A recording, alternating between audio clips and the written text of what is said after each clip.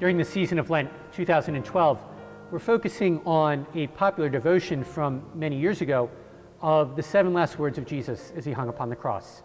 And this week, we're focusing on the prayer Jesus uses from the prophet Elijah. My God, why have you forsaken me? And they're words of desperation. Jesus is suffering untold pain.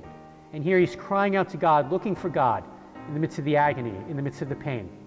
And they're words that we can relate to, because during the season of Lent, as we are called to confront the evil that unfortunately exists in us, as we're called to confront the need for change, we, like Jesus, can feel isolated.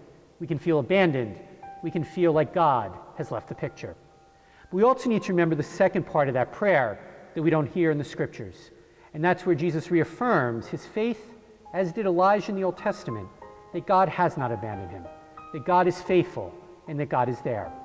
For sometimes in the midst of the difficulties, the struggles, and the trials of our lives, it's a little hard to see God. But yet the season of Lent calls us not to lose faith, not to feel abandoned, but to search more diligently, to look harder, and to seek God with more resolve. For it is then that we shall find him. And we need to take comfort that just as Jesus felt abandoned and isolated from the Father, so we do as well. But just like Jesus, we need to cry out all the more.